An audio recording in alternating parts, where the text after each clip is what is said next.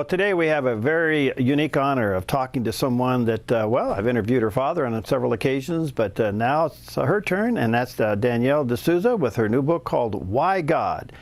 An intelligent discussion on the relevance of faith. And let me encourage you to check this book out.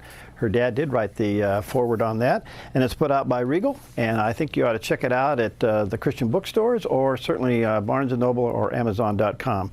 Danielle, I can tell you at the outset that you're much prettier than your father. Aw, that's not very nice.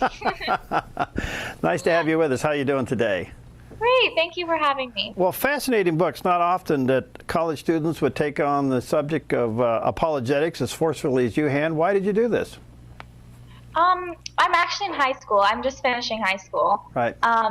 But I decided to do this because I had a lot of questions about God when I was growing up, and I felt like other kids shared some of the same questions. So I wanted to put it into a book, into a format that was easy for young people to understand so that they could get answers to their questions about God. Well, you've done an excellent job, and you've taken on some of the big controversial subjects. And first of all, how's the response been? The response has been good. The response has been good, especially from young people, because I think they understand that I don't come saying that I know the absolute answers. I really come saying, this is what I think, this is my opinion. And so I'm really open to discussion and conversation. So I think that that keeps people from being upset with me or thinking that I'm one-sided. Well, as you take on these topics, did you discover anything unique about what young people are thinking when it comes to faith, especially high school, college students, and how are they seeking God? Are they looking for truth? Right. I think that young people do have questions about God, but at the same time, I think that young people aren't taught as much. They just don't know as much about God because they're not learning it from their parents. They're not learning it from school anymore. It's really become out of the public square a little bit more. So I think that young people are just a little bit more ignorant as far as some of the issues as far as God goes. But I do think that they're curious. And so I think that it was a book that was needed. I think that was true. But at the same time, I think that young people don't like to be talked down to from, let's say, someone who's from a higher, like a pastor or something. So I think it helps that I'm their age so I can just talk to them. What are some of the topics you found interesting to discuss with them? I think a big one is why didn't God prevent the Holocaust? Why did he allow that to happen? Because we learn about that in school often, in history, and it just seems like such an awful thing. So I think people wonder like how that could have happened. Mm-hmm. I think miracles is a big one because that's central to Christianity, because believing that Jesus raised from the dead, that seems pretty important if you're going to be a Christian. So I think those would be the big ones. So when they ask, why would a loving God allow such a horrific thing happen like the Holocaust or even recently some of the terrorist attacks, how do you respond? Well, pretty much what I said in that chapter was that people like to blame God because it was such an awful thing, and it seems like he's an easy target to blame, but it really wasn't God that created the Holocaust or inflicted pain upon these people. It was Hitler and all of the people who aligned with him and helped him hurt others and ran the concentration camps. So I think that if Hitler hadn't rose to power, if, let's say, you wanted God to intervene and not let him, be the leader, then I think then you would have had to prevent World War I, and then would just have to keep on going back, and would end up he would have to prevent free will. And so I think that God wanted us to have that, so that we could do great things and believe in him and have faith in him, because without it, we wouldn't be able to do those good things either. Well, Danielle, I also noticed you didn't shy away from some of the key social issues of the day, from same-sex marriage to abortion. And are young people concerned about those issues? I think so. I think they're very hot topics. I think that, schools and the culture is starting to encourage people to really be for gay marriage, especially right now. But I think that they come up all the time in schools, and I think kids are really interested as to what Christians and other people think about those issues. Do they look at us as somewhat bigoted because we believe what the Bible says about that? Some of them Some do, and I think it's might have to do with because some of the Christians who like speak the loudest or maybe get the most media attention are really the ones who don't represent actual Jesus. Because when I talk about this, I say, Jesus was the most loving. He loves everyone, and everyone has their own issues and faults, and so we shouldn't act like we're better than anyone. And so I think people who approach, let's say, gay marriage by saying we hate gays and stuff, that's not really representative of Christianity, because that's not how Jesus would have acted. And I think that those kind of people who act that way get a lot of attention. So young people have a wrong misunderstanding of Christians.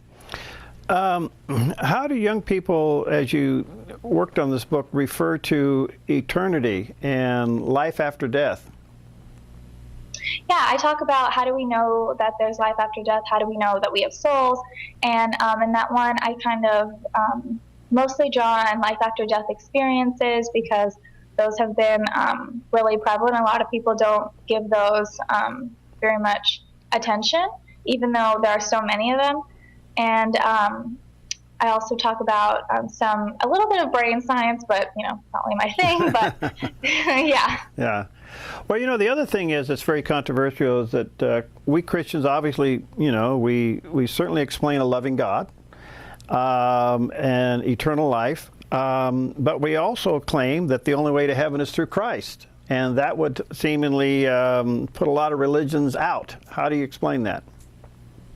Right. I say, does anyone really deserve hell? That seems like a very complicated question, and it is, because I'm not God. I really don't know everyone's salvation. I can't determine that just based on whether you're here, from there, or anything. And I think even some Christians who call themselves Christians will end up going to heaven. So it's really not that simple, because you can call yourself a Christian, but you might not really have the faith in him. You might just say that. So I don't think it can be easily labeled. At the same time, of course, you do need Jesus who would save you. So, but then of course there are people who haven't even heard of Jesus. So I really can't give a definite answer as far as just labeling people that way. But I do think that, of course, God will judge everyone. Well, does pluralism, is that a problem within academics today? I mean, in the end, whether you are a Christian or a Buddhist or a Hindu or a Muslim, at the end we're all believe in the same God, so therefore we all go to heaven? Right, that's really popular, especially among young people, just being spiritual or just thinking that all religions have some truth to them. But whenever I answer that, I always say that if something is true, then everything else has to be false. And so you can't say that Christianity is true, Judaism is true, and Islam is true, because they can't all be true. If Christianity is true, then Judaism and Islam are not true. So I think that it's easy for young people to want to say that all the religions have good things to say and are true. And I think that, of course, everyone is trying to find the truth, and all of those are attempts to get there. But at the same time, they can't all be true. Do you find it hard being a Christian in academia today? Academia, well, I'm in high school. Well, so, yeah, but I mean, you're in high school, but I mean, you're in an academic setting, and you're obviously going to college. But I just, it also seems to be very pluralistic in that atmosphere. And here you are trying to define one faith among many. Right. Yeah, it's very difficult, because a lot of people do share that belief of pluralism. Many religions are right. But I think that there are Christians who have really good things to say and are very firm in their beliefs. So I think that's good. I just think that there has to be discussion. And I don't think that discussion has to mean that I have to necessarily say that all the other religions are true. Because we live in this world today where we're fighting for truth. At the end of the day, people want to know, is there a God? Does he have something to say? Is he real? And therefore, what is truth? I mean, it seems like everything that we are facing today is being challenged, and we don't know where truth really is. And is that something you see among even high school students? Right. I mean, most high school students don't know what's going on.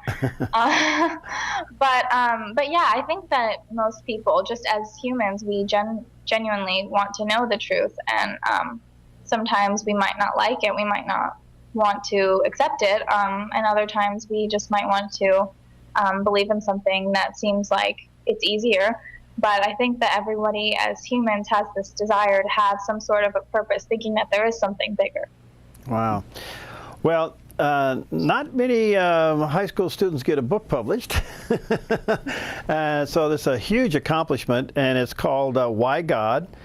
An intelligent discussion on the revelation of faith, and you may want to check it out. And Danielle D'Souza, her father, who we've had on the show several occasions, has written the foreword to that. You know, your dad's quite an apologist, and I would assume that puts a lot of pressure on you. Oh, no. I mean, I didn't have to do this. I chose it, and he's really helped me a lot to get to this place and really think about these issues. Good for you. Do you see yourself going into this line in the future? Do you think you want to become more an apologist? Seems like I'm already in the line, but yeah, I would. I would definitely like to continue to pursue these things because they're very important. Well, I commend you for it, because I think you have done a great work in trying to take a look at all these issues. And I just find it, to me, somewhat healthy that young people, teenagers, and even into the college years are starting to ask these questions now. And I would hope that with the questions being asked, that that Christianity is allowed to be expressed in the classroom, where heretofore it seems to be silenced.